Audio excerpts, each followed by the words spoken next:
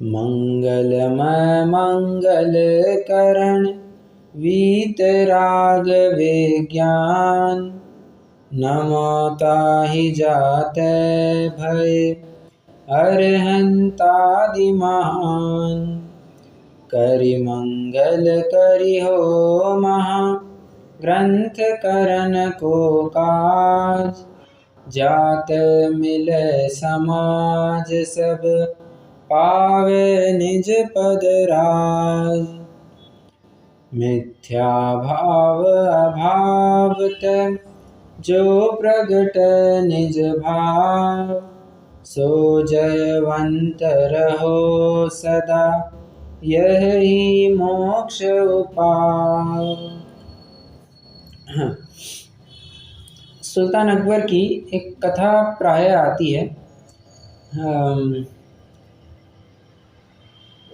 वैसे कथा तो बहुत सारी आती है और कई सारी घटना आपने ऐसी भी सुनी होगी जहाँ पर अकबर को बहुत ही दानशूर, दानवीर और बहुत ही समाज कल्याण वाला व्यक्ति दिखाया गया है, और जो कि प्राय रहा भी था। मतलब उसने समाज कल्याण के रूप में बहुत अच्छा योगदान दिया है, ऐसे इतिहास में मिलता है।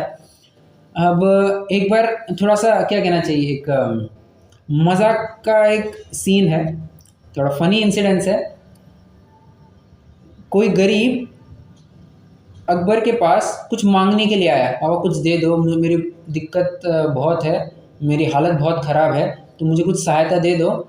ऐसे कहने के लिए अकबर के पास आया। ठीक है, द्वारपाल ने भी उसको छोड़ दिया।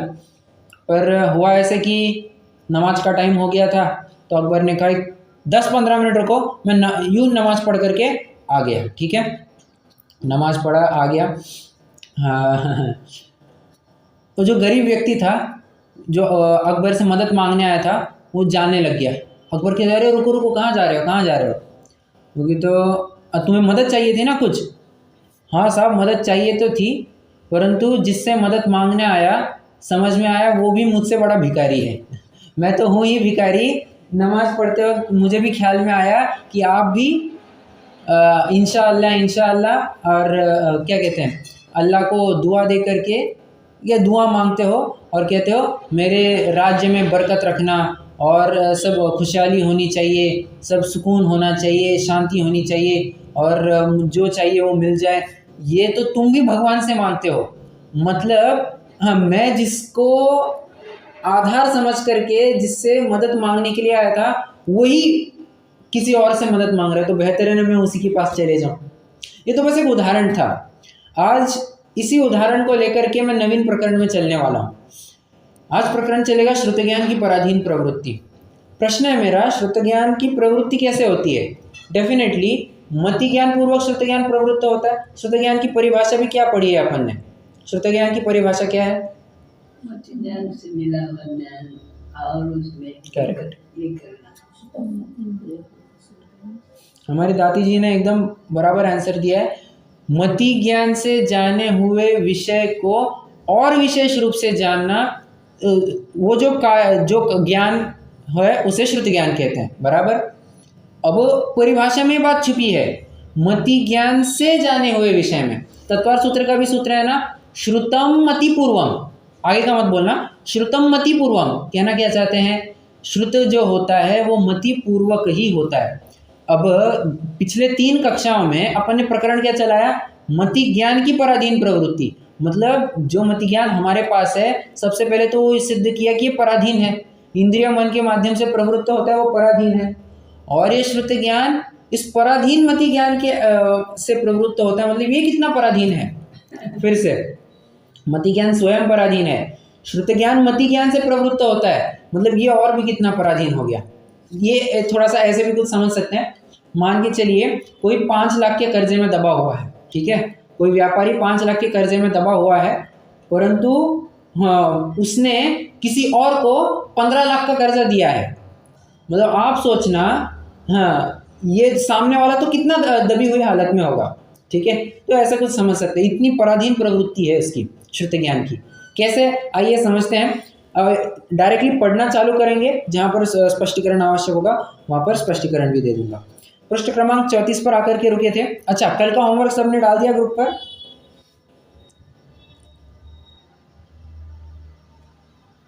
Unfortunately I have not been able to check it, मैं चेक नहीं कर पाया हूँ। क्या? अच्छा ठीक है, कोई बात नहीं, पर आज तो कर ही लेना क्योंकि 5 मिनट का काम है, 5 मिनट से ज़्यादा लगने वाला भी नहीं है, ठीक है, तो उतना कंप्लीट ज़रूर कर देना।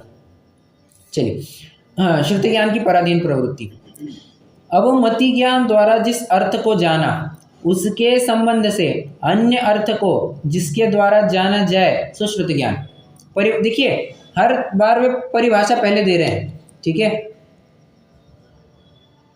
अगर मति ज्ञान की पराधीन प्रवृत्ति में भी आएंगे तो वहां पर भी जब पहला सेंटेंस है वहां पर भी मति ज्ञान की परिभाषा ही बताइए। मति ज्ञान क्या है? शरीर के अंगभूत जो जीभ, नासिका, नयन, कान, स्पर्शन, ये द्रव्य इंद्रिया और हृदय स्थान में 8 पंखुड़ियों के फूले कमल के आकार का द्रव्यमन, इनकी सहायता से ही जानता है।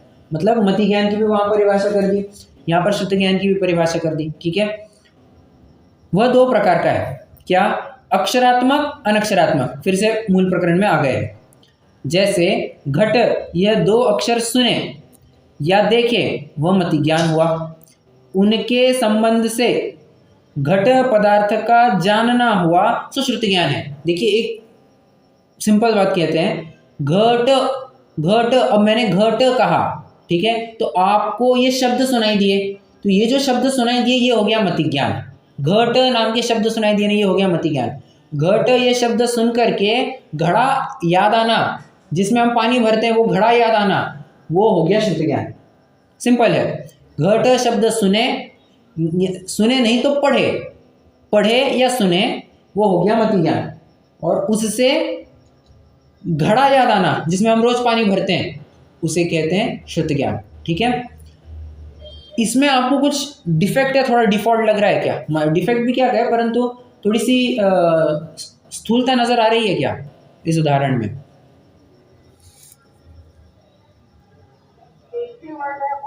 क्या?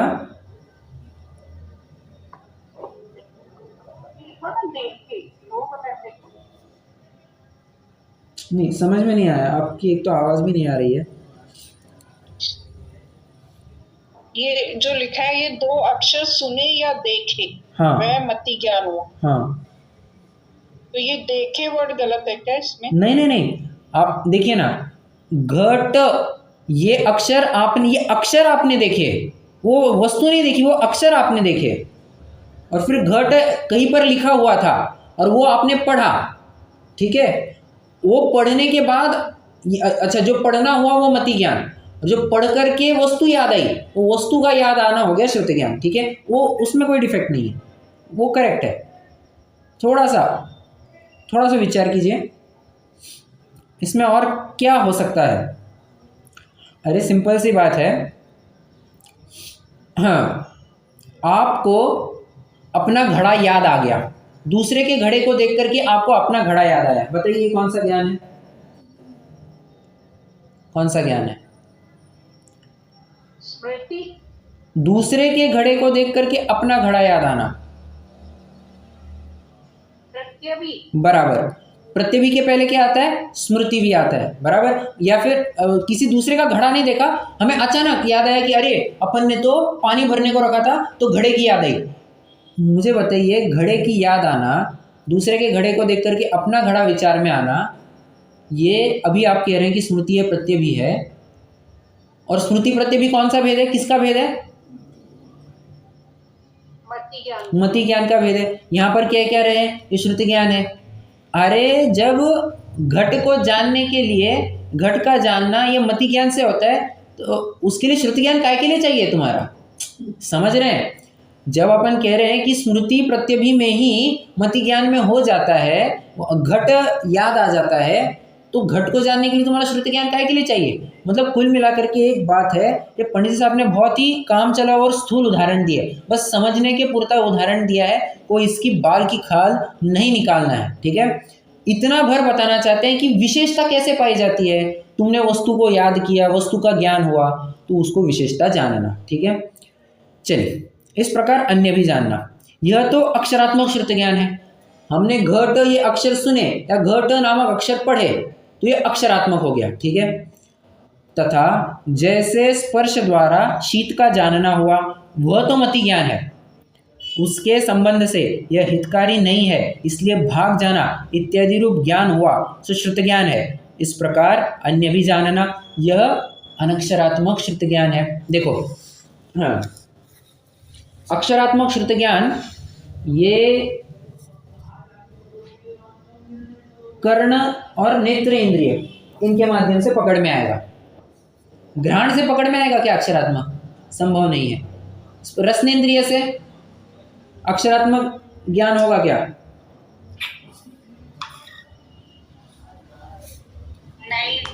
नहीं होगा। स्पर्शन इंद्रिय से नेत्र और आँख स्पर्श द्वारा तो हो जाएगा, कैसे?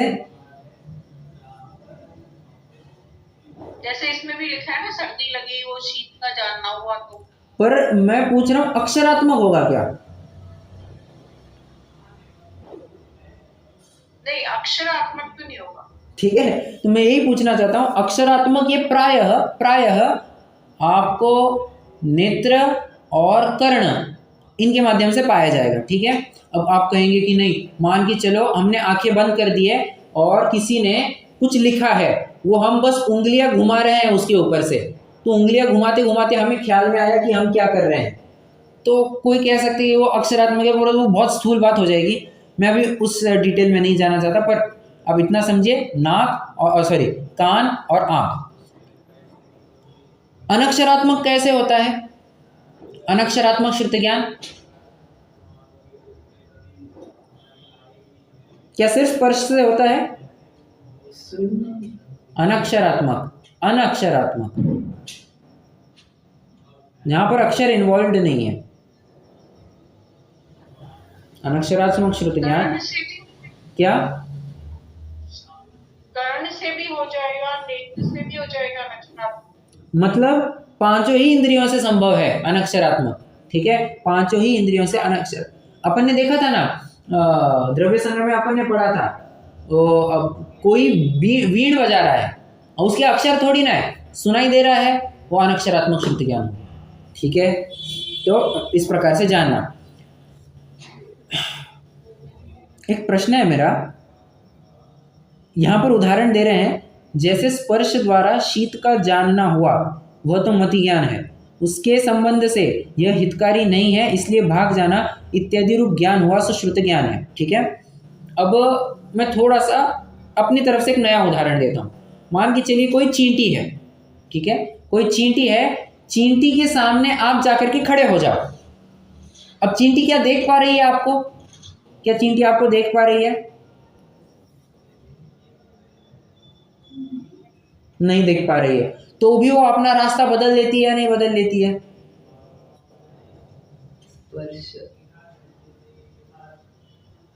अच्छा, बदल लेती है। और एक उदाहरण देता हूं, जो चींटी है, चींटी का ही उदाहरण लेता हूं। अब चींटी को दिखाई नहीं देता है, परंतु फिर भी वो हमारे रसोई घर के किसी एक से कोने के डिब्बे में जाकर के इतनी घुस जाती है, हमको पता तक नहीं चलता कि वहां पर चींटियां पहुंच सकती है। ये कैसे हुआ? घ्राण इंद्रिय से हुआ। ठीक है, प्रश्न है मेरा, ये तो उनको किसी ने बताया नहीं है कि यहाँ पर ये वस्तु है, मतलब हितकारी अहितकारी ये बात किसी ने बताई नहीं है, तो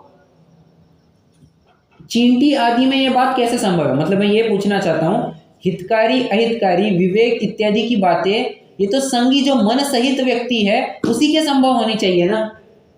प्रश्न कितने जन समझ रहे हैं?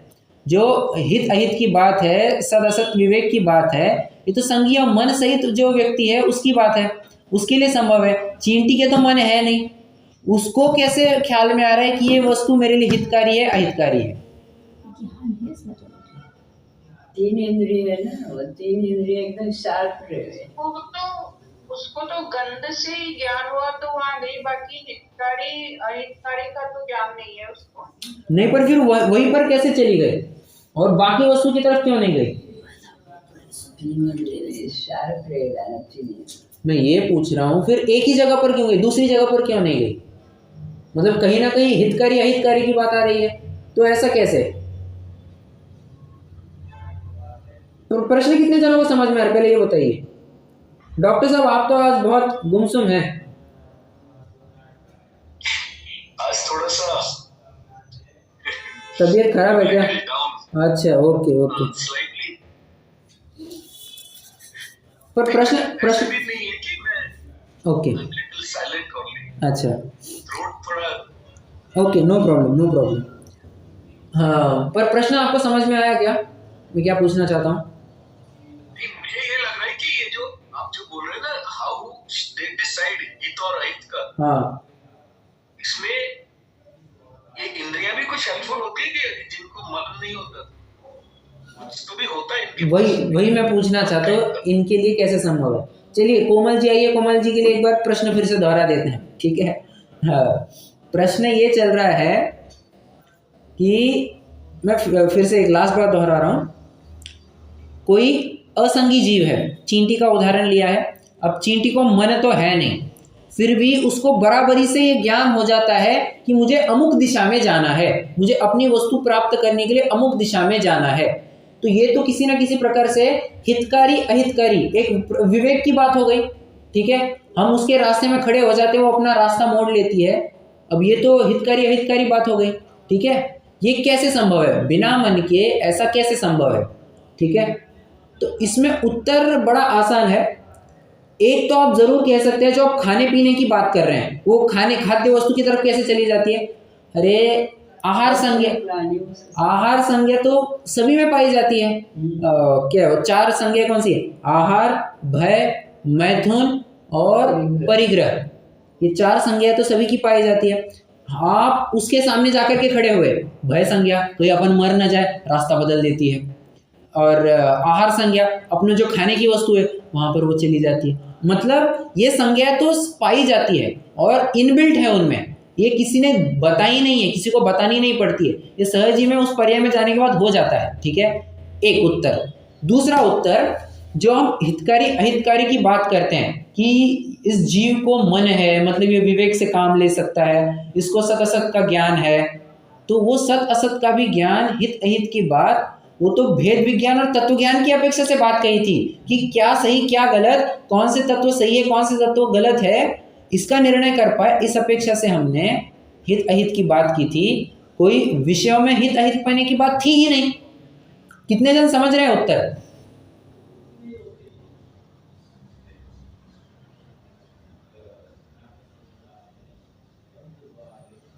नहीं समझ में आ रहा है? कुछ तो रिस्पॉन्ड कीजिए। फिर से ऐसे ही लग रहा है, समझ में नहीं आता। देखिए पहला पॉइंट तो समझ में आया,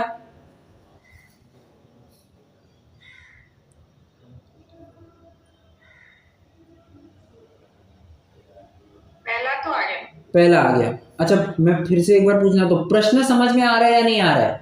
मैं सर कंफर्म कीजिए। प्रश्न अगर नहीं समझा तो उत्तर कुछ भी नहीं समझेगा आपको फिर। प्रश्न रिपीट करिए ना, प्रश्न क्या था? अरे कोमल जी, आप ही के लिए तो आप आने के बाद तो एक बार रिपीट किया था। देखिए मैं ये क्या, हाँ तो मैं फिर से दोहराता हूँ, कोई दिक्कत नहीं।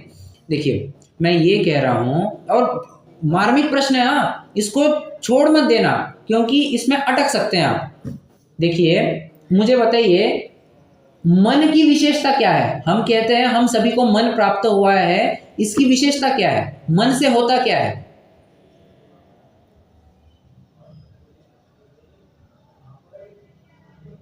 विशिष्ट संयोग, हित और अहित का ज्ञान। करेक्ट करेक्ट, हित और अहित का ज्ञान होता है, ठीक है। अब मैं आपको पूछता हूं, चींटी को मन है क्या? नहीं है। तो अब मेरा प्रश्न है, अगला प्रश्न, कि जब उसको मन नहीं है, मतलब हित अहित का ज्ञान नहीं कर सकती है, तो जब हम उसके सामने जाकर के खड़े हो जाते हैं तो उसको कैसे पता चल जाता है कि आगे नहीं जाना है, अपन को रास्ता मोड़ लेना है? एक, उसको अपनी इष्ट वस्तु कहाँ पर है, खाने की वस्तु वो कहाँ पर रखी है, और वो वहां पर वो कैसे चली जाती है, किसी दूसरे जगह पर ही क्यों नहीं चली जाती है? मतलब कहीं ना कहीं लगता है कि नहीं कि ये हित अहित का ज्ञान हो रहा है उसको। अब समझ में आ रहा है क्या प्रश्न?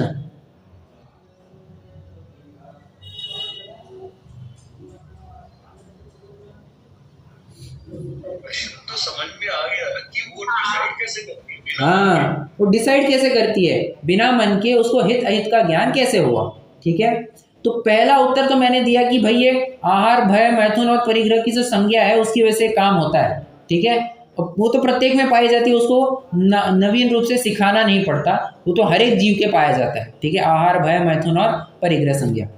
एक दूसरा उत्तर, जो अपन कहते हैं कि मनुष्य को या संगियों को मन प्राप्त हुआ है जिससे वे सही गलत का ज्ञान कर सकते हैं, हित अहित का निर्णय कर सकते हैं। तो हित अहित का निर्णय मतलब क्या? वहां पर प्रयोजनभूत तत्व अप्रयोजनभूत तत्वों का ज्ञान कर सके, सही तत्व गलत तत्वों का ज्ञान कर सके, भेद विज्ञान कर सके, तत्व निर्णय कर सके। इस अपेक्षा से वो हित अहित की बात कही थी। जो विषयों में प्रवृत्ति है, ये विषय मेरे लिए अच्छा होगा, ये विषय मेरे लिए बुरा होगा, उस अपेक्षा से हित अहित की तो बात कही ही नहीं थी। इतना भर उत्तर है। अगर अब भी आपको नहीं समझ में आ रहा है तो मैं आपको रिकमेंड करूंगा इतने एक 10 मिनट का फिर से सुनिएगा, मैं अपलोड करूंगा तब सुन लीजिए। ठीक है, हाँ। अच्छा, तो ये जो दूसरे जो विकलेंद्रिय वगैरह जो जीव है, असंगी वगैरह, हाँ। वो भी अपनी रक्षा कर लेते हैं। हाँ, वो भी अपनी रक्षा कर लेते हैं, अपनी रक्षा के लिए प्रयोजन कर लेते हैं, तो उसका मन के साथ में कोई कनेक्शन नहीं है। अपने को जो मन दिया है वो तत्व निर्णय करने के लिए और प्रयोजनभूत वस्तुओं को जानने के लिए, तत्वों को जानने के लिए दिया है वैसा नहीं, वो मन के हित अहित पने की बात अपन कहते हैं ना कि मन की वजह से हित अहित का ज्ञान होता है। हित अहित का ज्ञान कौन सा? वो तत्व निर्णय की अपेक्षा बात करी जाती है। ठीक है, चलिए अब अपन थोड़ा आगे बढ़ते हैं। एक पैराग्राफ अपना कंप्लीट हो गया है, श्रुत ज्ञान की पराधीन प्रवृत्ति। अगले पैराग्राफ पर आते हैं, पृष्ठ क्रमांक 35। वहां एकेंद्रियादिक असंगी जीवों को तो अनक्षरात्मक ही श्रुत ज्ञान है और संगी पंचेंद्रियों को दोनों है। यह श्रुत ज्ञान है सो अनेक प्रकार से पराधीन, ऐसे मति ज्ञान के भी अधीन है। देखो क्या लाइन कह रहे हैं डॉक्टर साहब, आपका माइक चालू है। यह श्रुत ज्ञान है सो अनेक प्रकार से पराधीन, ऐसे मति ज्ञान के भी अधीन है। मति ज्ञान तो है ही पराधीन और उसके भी अधीन ये श्रुत ज्ञान है, मतलब उसकी पराधीन तो और भी हो गए, तथा अन्य अनेक कारणों के अधीन है, इसलिए महापराधीन जानना। मति ज्ञान को तो पराधीन कहा, श्रुत ज्ञान को तो महापराधीन कहा। अब एक प्रश्न आपको उपस्थित होना स्वाभाविक है, अन्य अनेक कारणों के अधीन है, अनेक कारण क्या क्या हो सकते हैं? आप एक आध दो कुछ गिना सकते हैं जिसकी वजह से श्रुत ज्ञान की पराधीनता ख्याल में आती हो?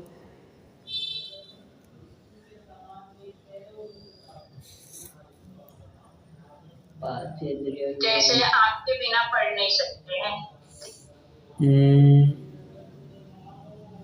अच्छा,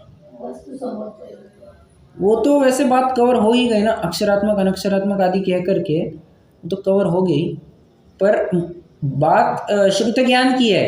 अगर आप आँख आदि की बात करेंगे तो फिर वो मति ज्ञान में चला जाएगा। ठीक है, क्योंकि श्रुत ज्ञान मन के माध्यम से ही प्रवृत्त होता है, इंद्रियों के माध्यम से नहीं। ठीक है, अब बताइए। चलिए मैं बताता हूँ। हाँ, यहाँ पर मान के चलिए कोई मुनिराज है जो श्रुत केवली है। श्रुत केवली मतलब ग्रंथ वगैरह पठन करते, जिनको द्वादशांक का ज्ञान है। बराबर, द्वादशांक का ज्ञान हो गया है। ठीक है, प्रश्न है मेरा, अब इस काल में 5 श्रुत केवली होकर के गए, क्या मोक्ष में गए कोई? ना, नहीं। नहीं, कहाँ पर गए हैं फिर? देवलोक। देवगति में। प्रश्न है मेरा, देवगति में जाने के बाद उनको द्वादशांक का ज्ञान है क्या? समझ में आ रहा है क्या? नहीं, मतलब आप समझ रहे हैं आप?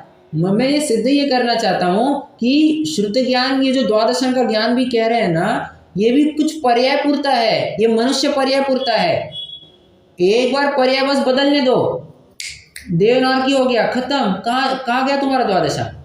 अब आप कहेंगे कि सर्वार्थ सिद्धि के देव होते हैं, लौकांतिक देव होते हैं, इनको द्वादशांग आदि का ज्ञान होता है, क्या किन्हीं अंगों का ज्ञान होता है, सौधर्म इंद्र को विशेष अंगों का ज्ञान होता है।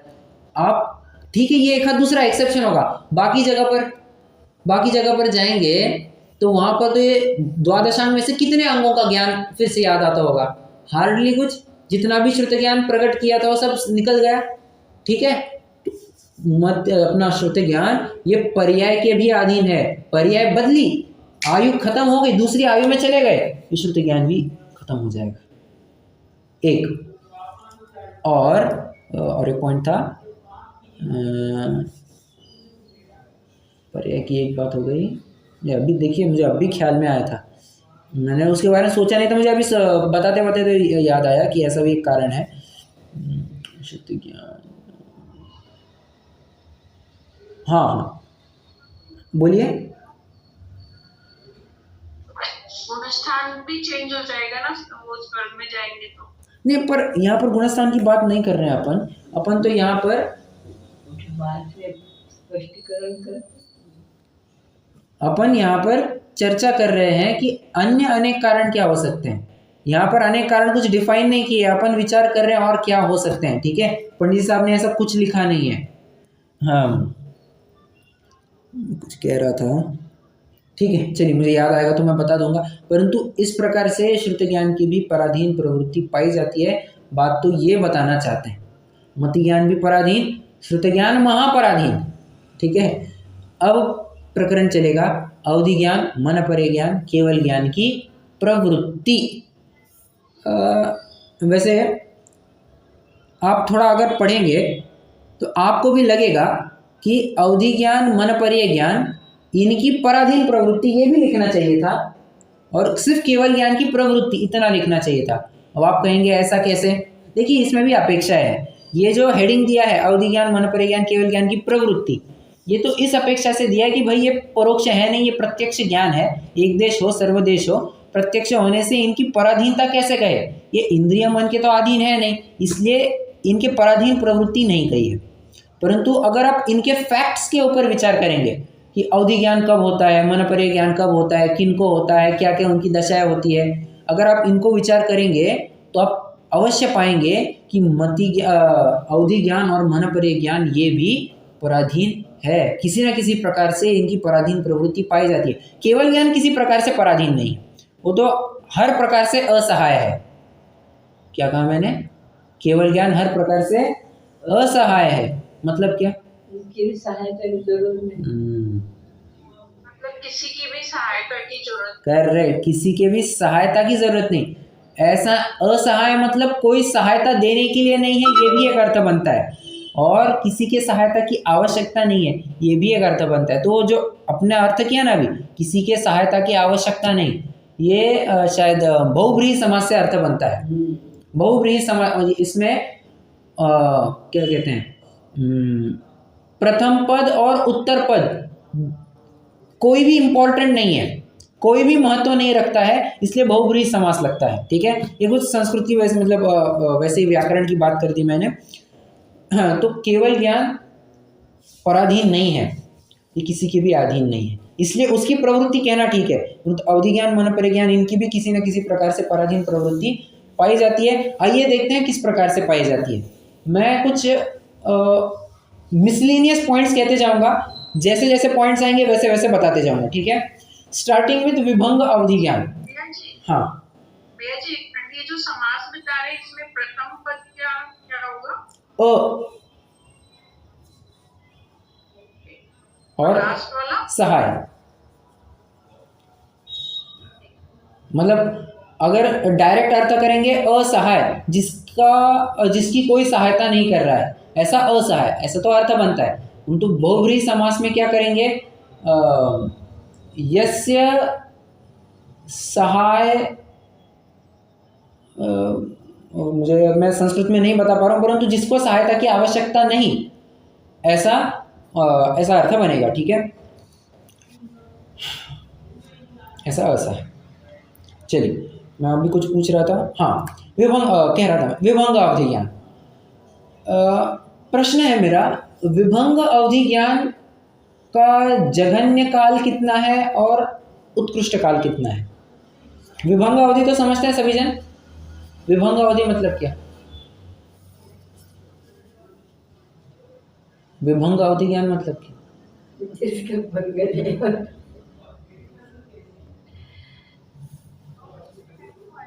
भाव अवधि का क्या क्या? जो भाव प्रत्यय नारकी और देव में होता है वो है क्या विभंग अवधि का? नहीं नहीं, सम्यक बिना करेक्ट, बिना सम्यक्त्व का जो अवधि ज्ञान होता है उसे विभंग अवधि ज्ञान कहते हैं। उसी को कु अवधि ज्ञान भी कहते हैं। जैसे अपन कुमति कुश्रुत कहते हैं वैसे कु अवधि ज्ञान भी होता है, उसी को अपन विभंग अवधि ज्ञान भी कहते हैं।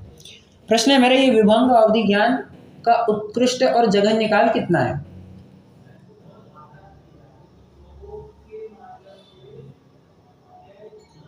अब आप कहेंगे उत्कृष्ट 33 सागर हो, हाँ 33 सागर 7वीं नरक की अपेक्षा हाँ ले सकते हैं।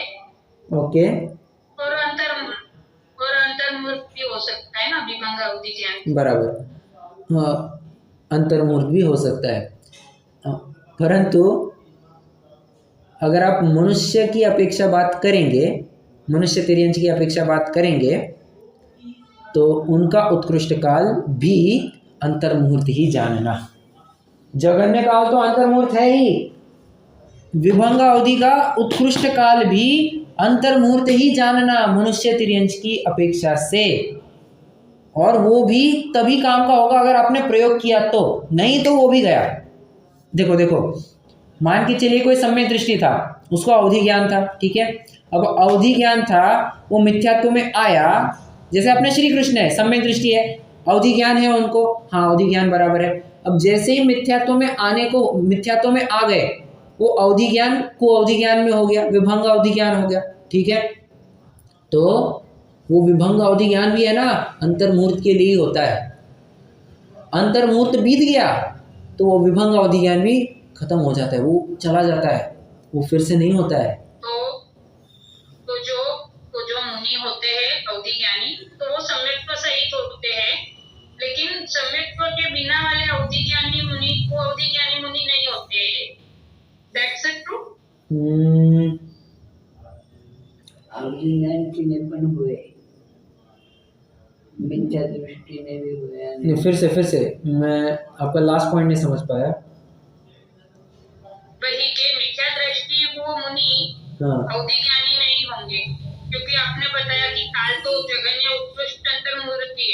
हाँ, तो कैसे कभी कोई भी मुनि ऐसे अपने को ये बोले कि उनको अवधि ज्ञान है, इनको ये दिखता है कि वो अपना दिखता है, तो वो नहीं हो सकता है ना, क्योंकि जघन्य और उत्कृष्ट काल ही अंतर्मुहूर्त का है।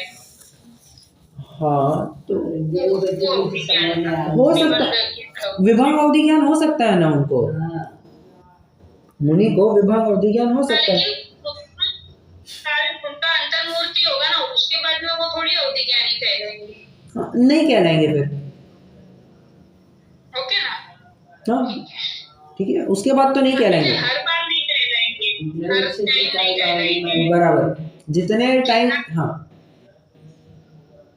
बोलिए। आपने ये जो जघन्य और एक इसमें उनका ज्यादा टाइम बताया था ना, देव नारकी, ज्ञान का, नारकी के लिए नारकी का जघन्य अंतर्मुहूर्त है और उत्कृष्ट नारकी का जघन्य अंतर्मुहूर्त कितना है? उत्कृष्ट 33 सागर। लड़की का जगह है 10,000 10,000 नहीं, अंतर्मुहूर्त बराबर है ना, अंतर्मुहूर्त सब जगह लगेगा। मान के चलिए मैं तुरंत सम्यक तो प्रकट करता हूँ, नरक में तो भाव प्रत्यय अवधि ज्ञान है ही ना भैया जी, तो वो 10,000 साल ही लगेगा ना उनको भी। अरे पर मुझे बताइए, अगर मैं नरक में जाने के तुरंत, बताया था ना, एक मिनट, अगर मैं नरक जाने के तुरंत बाद एक अंतर्मुहूर्त में सम्यक तो प्रकट करता हूँ, तो वो मेरा विभंग अवधि थोड़ी ना रहेगा, वो तो मेरा अवधि ज्ञान हो जाएगा। हाँ ओके, इस अपेक्षा से ले सकते हैं, बरोबर। ठीक है, तो एक अंतर मुहूर्त में तो मेरा तुरंत अवधि ज्ञान हो जाएगा, वो विभंग अवधि नहीं रहेगा। तो जगन्य अंतर मुहूर्त, जगन्य आपको अंतर मुहूर्त लेना है, नो और डाउट। उत्कृष्ट क्या रहेगा 33 सागर और 33 साल, ओके। ठीक है, चलिए। देवगति में भी अवधि ज्ञान मनुष्य नहीं क्रियांश में करेगा। अंतर मुहूर्त है दोनों। हाँ, मनुष्य तिर्यंश में दोनों भी अंतर मुहूर्त है। ओके, और देवलोक की अपेक्षा, देवगति की अपेक्षा 22 सागर लेना है ना, उत्कृष्ट भैया ने। हाँ करेक्ट। 22 सागर भी कैसे लेंगे? वो नवमी के ग्रेवेक। करेक्ट, 9वें ग्रहवेग तक जा सकता है, तो उस अपेक्षा से आपको विभंगावधि ले लेना है। ठीक है, हाँ, एक मिनट। हाँ ठीक है, अब ये एक पराधीनता की बात मैंने कही। अब और भी देखिए जरा, एक मिनट, मैंने कुछ गलत तो नहीं कह दिया?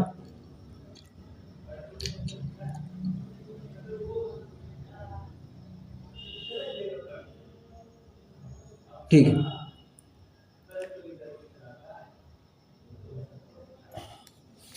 अगर किसी को अवधि ज्ञान प्रकट हो गया है, ठीक है, अगर किसी को अवधि ज्ञान प्रकट हो गया है परंतु वो संश्लेष परिणाम करे तो अवधि ज्ञान भी छूट जाता है, मतलब अवधि ज्ञान भी परिणामों के अधीन है। दूसरा पॉइंट।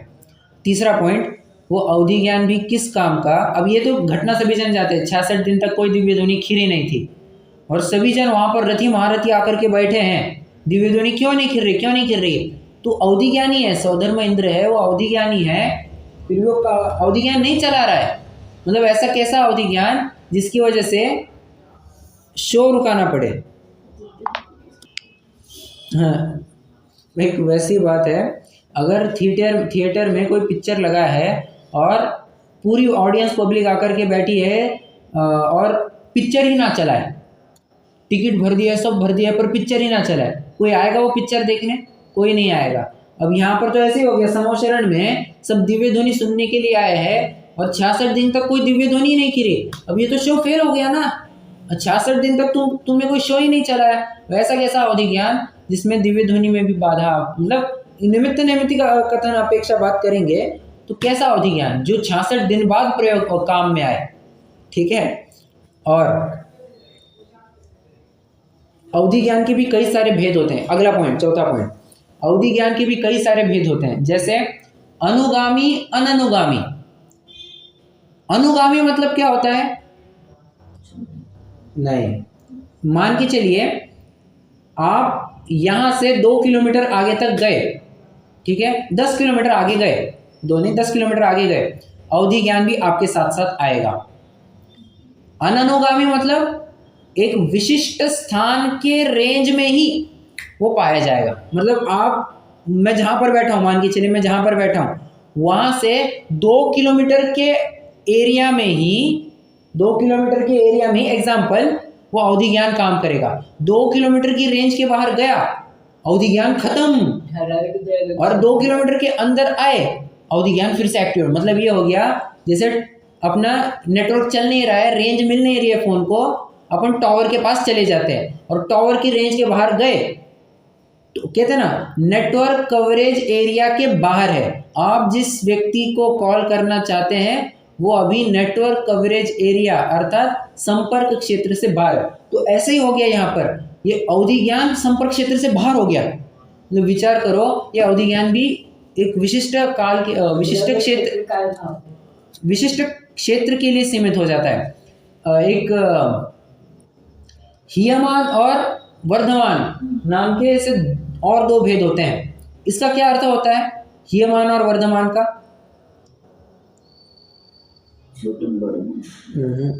घटता हुआ और बढ़ता हुआ। करेक्ट, घटता हुआ और बढ़ता हुआ, मतलब किसी को अवधि ज्ञान प्रकट हुआ, हीयमान वाला प्रकट हुआ, मतलब प्रत्येक अंतर मुहूर्त में या प्रत्येक समय में वो घटता घटता घटता जाएगा। मतलब विचार करो, अवधि ज्ञान भी घटता जाता है। हाँ, ऐसे तो भेद है अवधि ज्ञान के। मतलब समझ में आ रहा है कि अवधि ज्ञान भी किसी न किसी प्रकार से पराधीन है। कैसे पराधीन है? अगर एक लाइन में कहना चाहे तो द्रव्य, क्षेत्र, काल, भाव से पराधीन है। द्रव्य से कैसा पराधीन है? ये सिर्फ रूपी पदार्थ को ही जानता है, सिर्फ रूपी पदार्थ को जानता है और किसी को नहीं जानता। क्षेत्र की अपेक्षा से ये सिर्फ मर्यादित क्षेत्र को ही जानता है, एक विशिष्ट रेंज में ही जानता है। और काल, एक विशिष्ट काल के लिए जान पाता है। ठीक है। अब भाव में क्या लेंगे आप?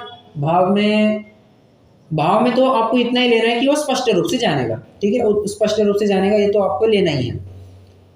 अब अवधि ज्ञान के भी 3 भेद है, देशावधि, सर्वावधि, परमावधि।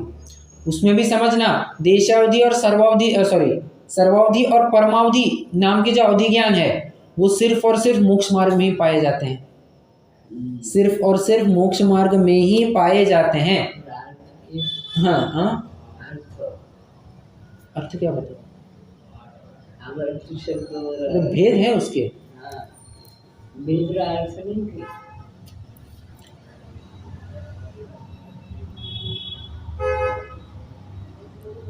कहाँ तक आए थे?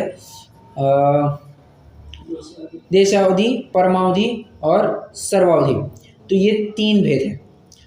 अब ये अवधि ज्ञान की अपन ने थोड़ी चर्चा कर ली। अब मन पर्याय ज्ञान की तरफ आ जाते हैं।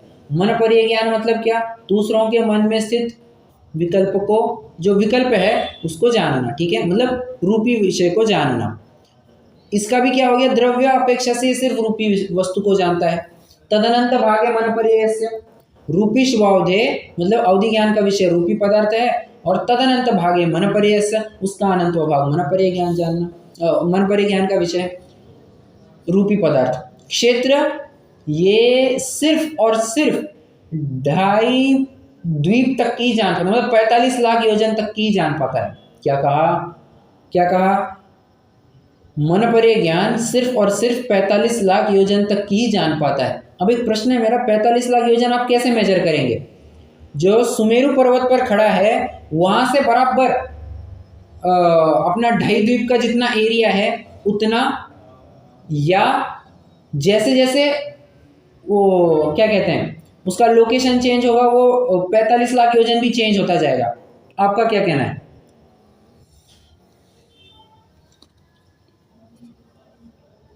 इधर जाएगा मनुष्य की तरफ तो नेचुरली बदल जाएगा ना। मतलब आपको कहना है कि अगर कोई मानसोत्तर पर्वत पर खड़ा है तो 22.5 लाख योजन और आगे जान सकता है, ऐसा? मतलब उसके अनुसार उसका 45 लाख योजन का क्या कहना चाहिए, एरिया डिसाइड होगा।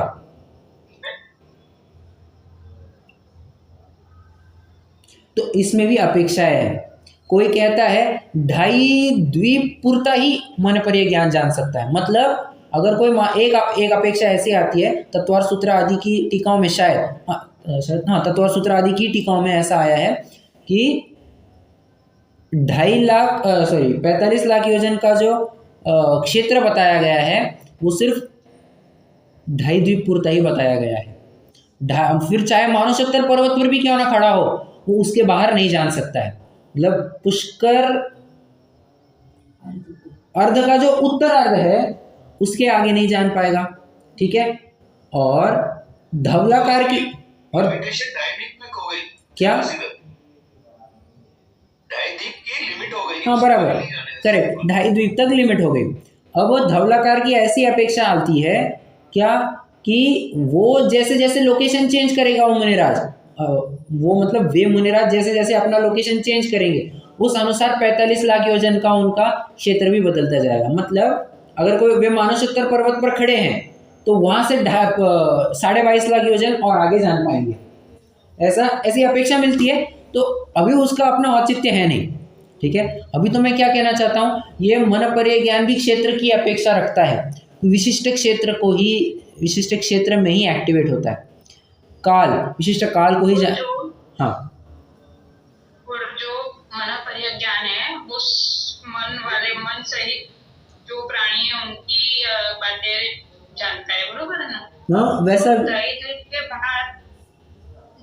के बाहर संगीत पंचेंद्रिय जीव फिर सीधा हाईवे में या कुछ वैसे वहां पे सिर्फ मिलेंगे ना फिर तो नहीं नहीं, द्वीप में। अरे आप जानते हैं, सुनिए सुनिए, आपका प्रश्न सही है।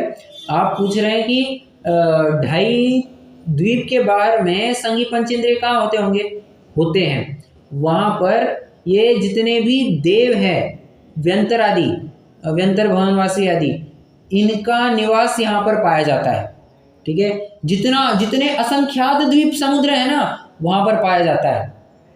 तिर्यंच तो पाए ही जाते हैं वहाँ पर भी, और तिर्यंच भी पाए जाते हैं वहाँ पर। ओके, तो वो जो मध्य लोक है, मध्य लोक में पाए जाते हैं, तो वो वहां पे भी पाए जाते हैं 2.5 द्वीप के बाहर जो असंख्यात द्वीप समुद्र है। हाँ, मनुष्य नहीं जा सकता उसके आगे, मनुष्य के लिए लिमिट लगाई है।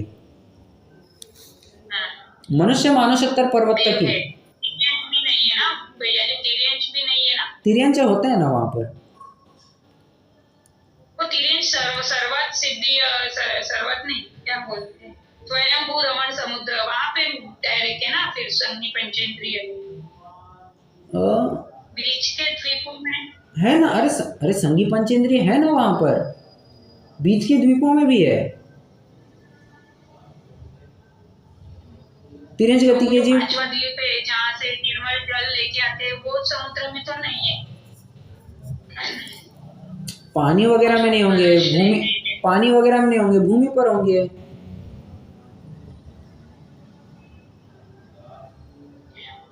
अच्छा, अगर आपको अभी भी लग रहा है तो मैं फिर से एक बार कंफर्म करके बताता हूँ, ठीक है। हाँ, परंतु जितना मुझे याद आ रहा है वहाँ पर बीच में पाए जाते हैं। मनुष्य के लिए लिमिट लगाई गई है, मनुष्य मानसोत्तर पर्वत के आगे नहीं जा सकता। ठीक है, हाँ, अल्टीमेटली ये देखिए मेरा भी मति ज्ञान है, मैं जितना रिकलेक्ट कर पा रहा हूँ कि उसके आगे तिर्यंच और देवगति के जीव पाए जाते हैं, मनुष्य नहीं पाए जाते। कंफर्म करूंगा मैं, ठीक है। हाँ, मनुष्य का लिमिटेशन है बस। हाँ, इसलिए तो नाम मानसोत्तर पर्वत दिया है। ठीक है, नाम मानसोत्तर पर्वत दिया है। चलिए, कहाँ थे अपन?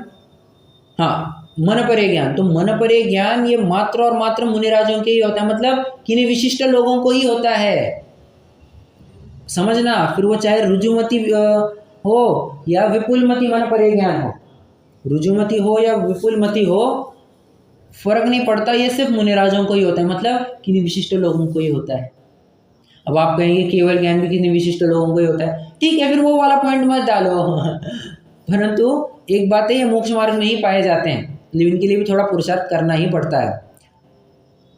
पुरुषार्थ करना पड़ता है मतलब अनायास वो ज्ञान प्रकट हो जाता है, उसकी जबरदस्ती उसके लिए कोई तपस्या नहीं करनी पड़ती कि मन पर ज्ञान प्रकट हो जाए, वो तो हो जाता है सहज में। ठीक है, बस यहाँ तक बात थी। अब अवधि ज्ञान, मन पर ज्ञान, केवल ज्ञान की जो प्रवृत्ति, उसके 2 पैराग्राफ पढ़ लेते हैं और फिर अपना ये प्रकरण पूरा हो जाएगा। अब अपनी मर्यादा के अनुसार क्षेत्र काल का प्रमाण लेकर रूपी पदार्थों को स्पष्ट रूप से जिसके द्वारा जाना जाए वह अवधि ज्ञान। ठीक है, देखो 2 बातें कह रहे हैं, एक तो प्रमाण लेकर के जानता है और स्पष्ट भी जानता है। चढ़ाला की लाइन बोलना, मति अवधि ज्ञान मन परजय 2 है, देश प्रत्यक्षा, मतलब उनको एक देश प्रत्यक्षा कहा। प्रश्न है मेरा, एक देश प्रत्यक्ष कैसे कहा? क्या उनके प्रत्यक्ष पने में कुछ खोट है?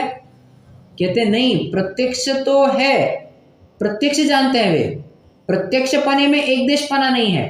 तो एक देश पना कैसे कह रहे हैं? वो जितना जान रहे हैं ना उसमें लिमिटेशन है, क्षेत्र काल की मर्यादा आ गई ना, इस अपेक्षा से एक देश पना कहा है। ठीक है, प्रत्यक्ष में एक देश पना नहीं है, जो प्रत्यक्ष जानते हैं उसमें कोई एक देश पना नहीं है, वो तो डायरेक्टली ज्ञान के माध्यम से प्रवृत्त होता है। ठीक है, हाँ, वह देव नारकियों में तो सबको पाया जाता है, और संगी पंचेंद्रिय तिर्यंच तथा मनुष्यों के भी किसी को पाया जाता है, असंगी पर्यंत जीवों के यह होता ही नहीं है।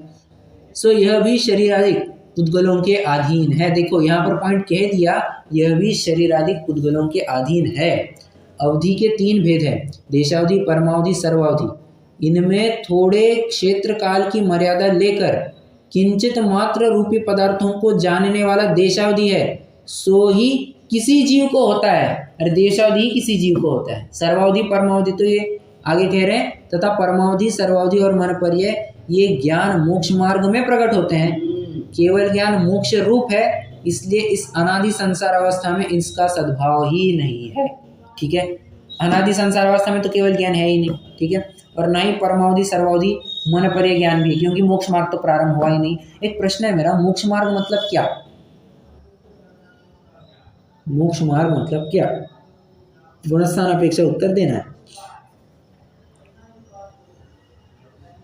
वो है ना प्रथम सुख सम्यक दर्शन ज्ञान चारित्राणि मोक्ष मार्ग।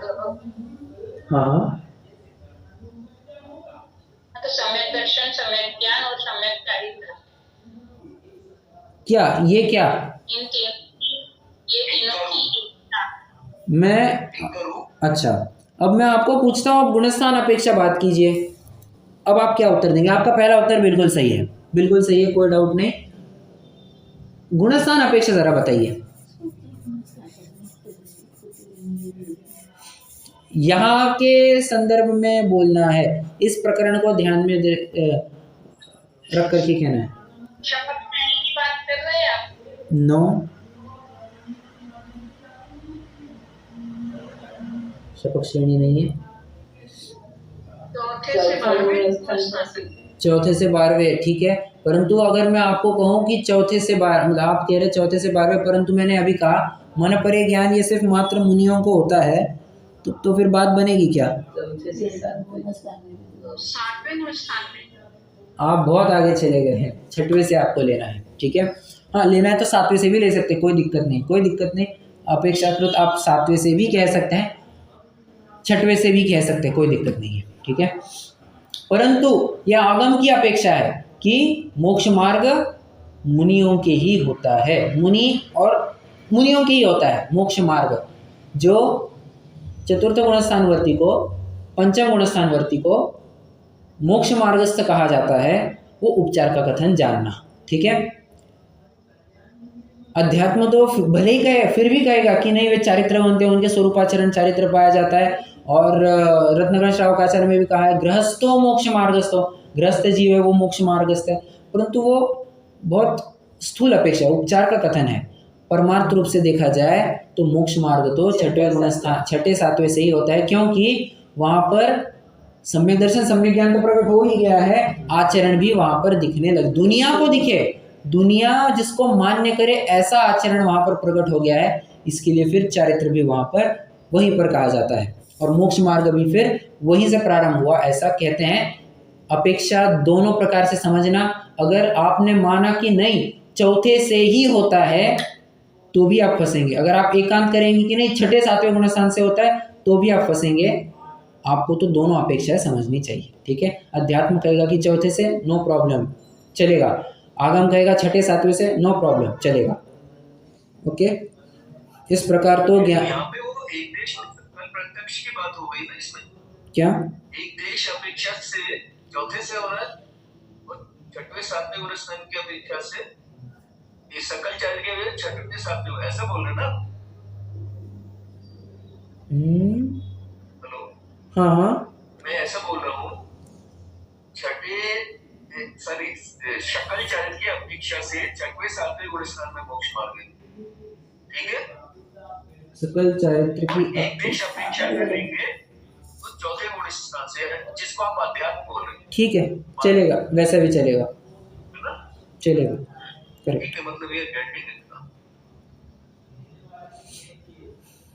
वो भेज दिया है, वो जो आपका होमवर्क था ना, हाँ, उसको पोस्ट कर दिया। अच्छा आपने पोस्ट किया, गुड गुड गुड, चलेगा। हाँ कोमल जी आपने किया क्या? नहीं किया। अरे क्या बात है, आज शशि जी ने भी नहीं किया, आपने भी नहीं। अभी क्या है संस्कृत क्लास मैंने ज्वाइन किया है ना, उसका लर्निंग पार्ट भी इतना ज्यादा है ना।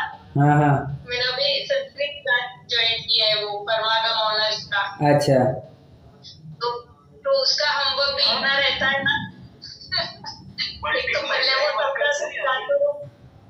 मल्टीटास्किंग है, कुछ नहीं, फिर कुछ नहीं वो घुसता है, मल्टीटास्किंग करते हैं तो कुछ नहीं करने पड़ता है। अरे नहीं वो कुछ तो एक आध ऊपर जाएगा ना। हम्म, आपको इसके लिए सिर्फ 5 मिनट निकालना है, 5 मिनट से ज्यादा मैं मांगता भी नहीं। 5 मिनट के पाँच नहीं, बरोबर है आपका अनुभव होता ही नहीं है इतना। आपके एंगेजमेंट्स है ना, और सर्दियों के दिन है, वो टाइम का पता ही नहीं चलता आजकल। टाइम सही बात है। चलिए। अभी एक यहाँ पे ना there is a workshop on lovely साल, अच्छा और लास्ट 2 days, सो मैं वो जाता हूँ तो 10 किलोमीटर दूर है, आने जाने में 1 घंटा